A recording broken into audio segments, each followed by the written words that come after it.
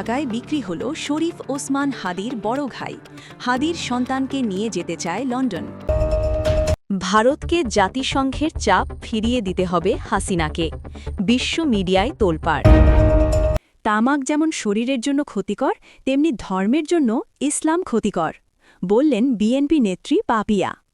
সবকিছুর মালিক আল্লাহ। তাহলে প্রশ্ন উঠছে, জামায়াত জান্নাতের টিকিট কিভাবে দেয়? এতক্ষণ শুনলেন শিরোনাম, এবার বিস্তারিত। বাংলাদেশের অসংখ্য তরুণের অনুপ্রেরণার নাম শহীদ শরীফ ওসমান বিন হাদি। ইনসাফ ভিত্তিক একটি বাংলাদেশ গড়ার স্বপ্নে যিনি বিলিয়ে দিয়েছেন নিজের জীবন। গত বছরের 12ই ডিসেম্বর প্রকাশ্যে গুলি করে হত্যা করা হয় তাকে। ঘটনার 1.5 মাস পেরিয়ে গেলেও এখনও গ্রেপ্তার হয়নি সেই হত্যাকাণ্ডের মূল আসামি। এই অবস্থায় দেশজুড়ে ইনকলাব মঞ্চের ব্যানারে চলমান থাকে হাদি হত্যার বিচারের দাবিতে বিক্ষোভ। এমন প্রেক্ষাপটে সম্প্রতি অন্তর্বর্তী সরকারের পক্ষ থেকে ঘোষণা আসে, শহীদ ওসমান হাদির পরিবারকে ঢাকায় একটি ফ্ল্যাট কেনার জন্য 1 কোটি টাকা এবং জীবনযাপনের জন্য আরও 1 কোটি টাকা অনুদান দেয়া হবে। এমন বাস্তবতায় সামাজিক যোগাযোগ মাধ্যমে প্রকাশে আসে হাদি পরিবারের গুরুত্বপূর্ণ 2 সদস্যের মতভেদ, যা নতুন করে সামাজিক যোগাযোগ মাধ্যমে আলোচনার ঝড় তুলেছে। ভবিষ্যৎ হোক নিরাপদ, বিনিয়োগ হোক বিশ্বস্ত, আর আমার পছন্দ। শনিবার বিকেলে ফেসবুকে একটি পোস্ট দেন শহীদ ওসমান হাদির মেজ ভাই শরীফ ওমর। ফেসবুক পোস্টে লিখেছেন তিনি ওসমান হাদির ভাই। এমন প্রমাণ সংবলিত একটি ছবিও যোগ করেছেন এবং আবেগঘন ভাষায় হাদির সন্তানকে নিজের কাছে ফিরিয়ে দেওয়ার আবেদন জানান। একই সঙ্গে তিনি লিখেছেন হাদির যা ছিল সব অন্যদের নিয়ে নেয়ার কথাও। এমনকি যে কেউ চাইলে হাদির স্ত্রীকে নিয়ে নিতে পারেন এমন কথাও উল্লেখ করেন তিনি। হাদির মেজ ভাইয়ের এই পোস্টটি শেয়ার দিয়ে তীব্র প্রতিক্রিয়া জানান ওসমান হাদির স্ত্রী রাবেয়া ইসলাম শম্পা। ক্যাপশনে তিনি স্পষ্ট ভাষায় লেখেন, ওসমান হাদির স্ত্রী কোনো পণ্য নন, যে কেউ চাইলেই নিয়ে নিবে।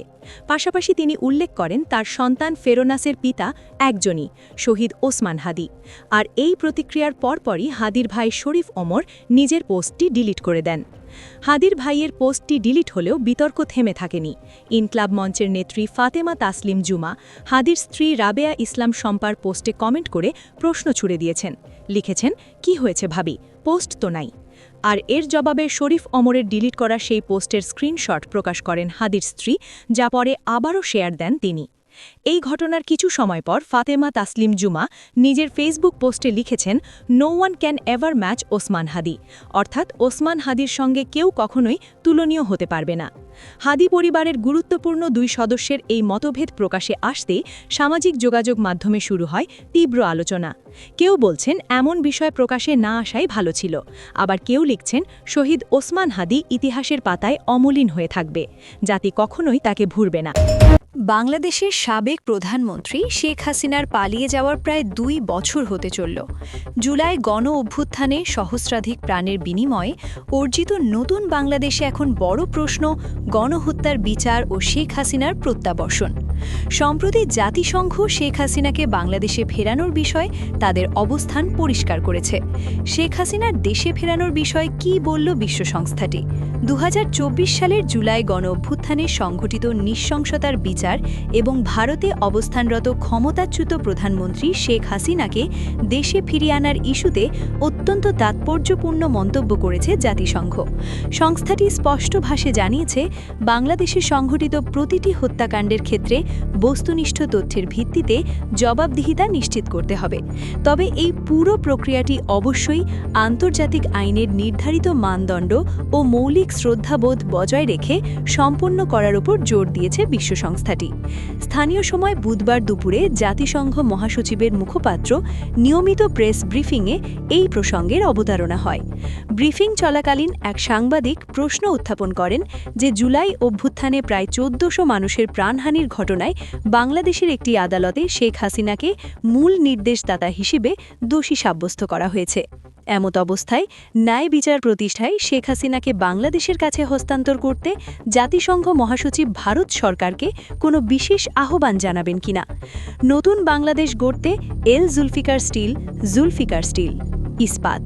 প্রশ্নের সরাসরি উত্তরে কোনো নির্দিষ্ট দেশের নাম উল্লেখ না করে জাতিসংঘ মহাসচিবের উপমুখপাত্র ফারহান হক একটি ভারসাম্যপূর্ণ কিন্তু কঠোর অবস্থান ব্যক্ত করেন।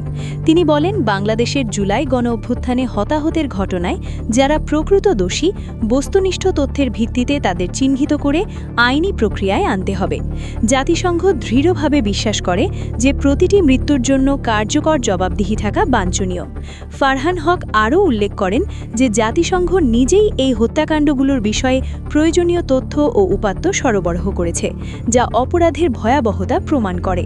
তবে তিনি বিশেষ সতর্কবার্তা দিয়ে বলেন, বিচার এবং প্রত্যাবর্ষণের মতো বিষয়গুলো যেন অবশ্যই আন্তর্জাতিক আইনের প্রতি মৌলিক শ্রদ্ধা রেখে পরিচালনা করা হয়, অর্থাৎ কোনো রাজনৈতিক প্রতিহিংসা নয়, বরং আইনি স্বচ্ছতা বজায় রাখাই জাতিসংঘের মূল লক্ষ্য। 2024 সালের 5 আগস্ট ছাত্র জনতার তোপের মুখে দেশ ছেড়ে ভারতে আশ্রয় নেন শেখ হাসিনা। এরপর থেকেই তাকে বিচারের মুখোমুখি করতে বাংলাদেশে জোর দাবি ওঠে। জুলাইয়ের পর থেকে জাতিসংঘ বাংলাদেশে মানবাধিকার লঙ্ঘন ও নির্বিচার গুলিবর্ষণের ঘটনায় নিরপেক্ষ তদন্তের ওপর গুরুত্ব দিয়ে আসছে। ফারহান হকের এই সাম্প্রতিক বক্তব্যটি এমন এক সময় এলো যখন বাংলাদেশ সরকার শেখ হাসিনাকে ফিরে আনার আইনি প্রক্রিয়া শুরু করার প্রস্তুতি নিচ্ছে। বিএনপির ফ্যামিলি কার্ডকে টেক্কা দিতে জামায়াতের নাগরিক কার্ড, রাজনীতিতে নতুন কৌশল। বাংলাদেশের রাজনীতিতে আবারও আলোচনার ঝড়। বিএনপির বহুল আলোচিত ফ্যামিলি কার্ড কর্মসূচির পর এবার নতুন চমক নিয়ে মাঠে নামল জামায়াতে ইসলামী। নতুন এই উদ্যোগের নাম নাগরিক কার্ড। রাজনৈতিক বিশ্লেষকদের মতে এটি শুধু একটি কার্ড নয়, বরং আসন্ন রাজনৈতিক বাস্তবতায় নিজেদের অবস্থান শক্ত করার একটি কৌশলগত পদক্ষেপ। বিএনপি দীর্ঘদিন ধরেই ফ্যামিলি কার্ডের মাধ্যমে সাধারণ মানুষের কাছে পৌঁছানোর চেষ্টা করছে, বিশেষ করে নিম্ন ও মধ্যবিত্ত পরিবারের তথ্য সংগ্রহ, সংগঠনের সঙ্গে সংযোগ এবং ভবিষ্যৎ রাজনৈতিক কর্মসূচিতে ব্যবহার, সব মিলিয়ে এই কার্ড বিএনপির একটি বড় অস্ত্র হয়ে উঠেছে। ঠিক এমন সময়েই জামায়াতের এই নাগরিক কার্ড উদ্যোগ প্রশ্ন তুলছে, তাহলে কি বিএনপির ফ্যামিলি কার্ডকে টেক্কা দিতেই এই পরিকল্পনা? জামায়াতের নেতারা বলছেন, নাগরিক কার্ডের মূল উদ্দেশ্য হল দেশের সচেতন নাগরিকদের একটি ডেটাবেস তৈরি করা, যেখানে থাকবে ভোটার তথ্য, সামাজিক অবস্থা এবং নাগরিক অধিকার সংক্রান্ত বিষয়। তাদের দাবি, এটি কোনো দলীয় সুবিধা নয়, বরং ভবিষ্যৎ রাষ্ট্রব্যবস্থায় দায়িত্বশীল নাগরিক গড়ে তোলার একটি প্রক্রিয়া। তবে রাজনৈতিক মহলে বিষয়টি দেখা হচ্ছে ভিন্নভাবে। বিশ্লেষকদের মতে, নির্বাচন ঘনিয়ে এলে সব দলই মাঠ গোছাতে ব্যস্ত হয়ে পড়ে, আর কার্ড ভিত্তিক কর্মসূচি মানেই ভোট ব্যাংক শক্ত করা। বিএনপি সমর্থকদের দাবি, ফ্যামিলি কার্ডই মানুষের সঙ্গে বিএনপির বাস্তব সংযোগ তৈরি করেছে। জামায়াতের নাগরিক কার্ড সেই জায়গা নিতে পারবে না। অন্যদিকে জামায়াত সমর্থকদের বক্তব্য, নাগরিক কার্ড কোনো একক দলের বিপরীতে নয়, এটি ভবিষ্যৎ রাজনীতির একটি আধুনিক কাঠামো। সব মিলিয়ে প্রশ্ন একটা,